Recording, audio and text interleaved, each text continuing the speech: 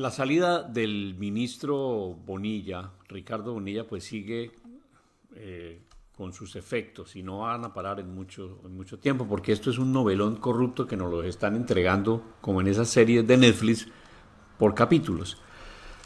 Pues este sujeto que salió prácticamente a autoincriminarse y a autoincriminar a Petro, diciendo de que Petro sabía de todos los movimientos que él venía haciendo desde el ministerio y que tenía lista la carta renuncia hace rato y que por eso él se siente tranquilo, que su actuar es honesto, pero uno deduce de esa declaración que si Bonilla sale condenado, Petro también tiene que salir condenado, porque Bonilla lo está diciendo. Petro sabía de todo esto. Pero aquí hay una cosa más importante aún, y es como Petro, al tener que escoger entre Bonilla y Ricardo Roa y su hijastro Nicolás Alcocer, pues escogió por Nicolás Alcocer y por Ricardo Roa. Los dejó a ellos y echó a Bonilla, porque Bonilla tuvo el atrevimiento de demandarlos a estos dos personajes por supuesta corrupción en contratación en Urrá, ahí en Córdoba, en la hidroeléctrica.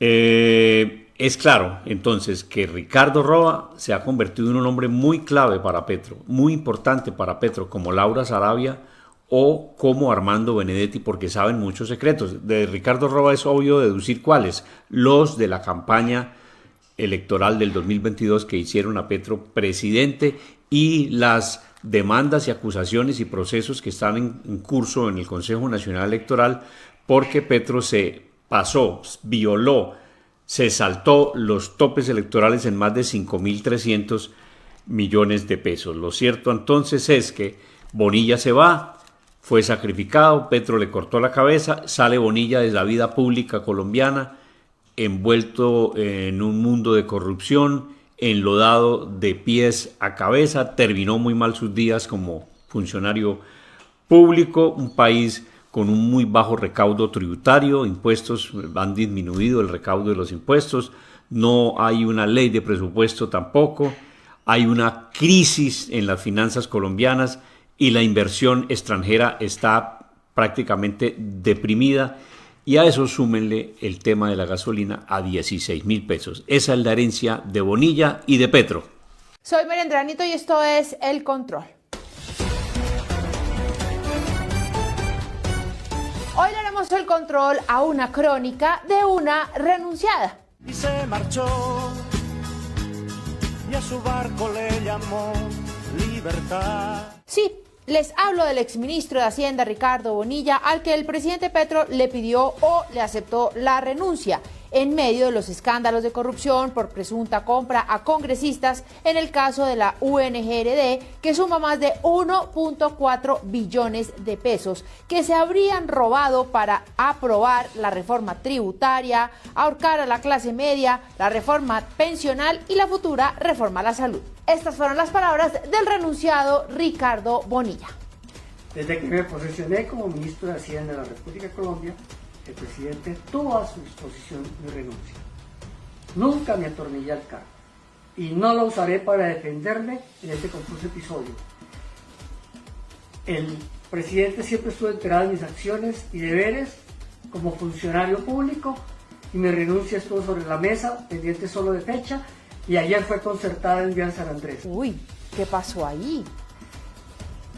¿Será mucho exceso de café de leche? Lo curioso de esta renuncia es que horas previas a que se produjera, el presidente puso en su cuenta de X un mensaje de 916 palabras en el que se demoraría entre 25 y 27 minutos si lo hubiera escrito, o entre 6 y 7 minutos si lo hubiera dictado, para defender al ministro Bonilla. Eso, cuando le sobra tiempo a uno, pues se puede poner en esas bobadas. Entre otras cosas, dijo de Bonilla que lo conocía y lo respetaba. Además, en un par de crípticos y delirantes párrafos, justificaba el actuar del ministro porque antes todos lo habían hecho así. No les gusta el ministro de Hacienda y lo macartizan y lo quieren descuartizar cuando ellos mismos hicieron lo que le critican al ministro. Desde San Andrés, el presidente se explayó y deliró sobre un conjunto de temas. El presidente volvió a insistir en la defensa de Bonilla y de sus prácticas. Entre otras cosas, dijo que lo macartizan y lo quieren descuartizar y que el gobierno del cambio sí podía enmermelar congresistas y que los demás no. ¿Usted qué opina de la salida del ministro de Hacienda, Ricardo Bonilla? Los leo en los comentarios. Ayer en la mañana se supo que el todavía ministro Bonilla, envalentonado por la acérrima defensa que había hecho su jefe, denunció en la fiscalía al hijastro del presidente Nicolás Alcocer y a Ricardo Roa, el alegre presidente de Ecopetrol, por su presunta injerencia en la termoeléctrica de Urrá. Y después de esa renuncia, a las pocas horas, en un trino en X de otras 3.788 palabras, 40 minutos digitando o 30 minutos de dictado, el presidente Petro, palabras más, palabras menos, le pidió la renuncia a Ricardo Bonilla. El mensaje final: Roa es intocable y el presidente no está dispuesto a tolerar que nadie se meta con él. ¿Perdedor? Bonilla, que sale por la puerta de atrás, desgastado, luego de liderar la peor crisis de las finanzas públicas en la historia reciente del país, incluyendo no tener ley de presupuesto, no tener un presupuesto financiado, el recaudo de impuestos más bajo en la historia, con la gasolina a 16.000 pesos el galón.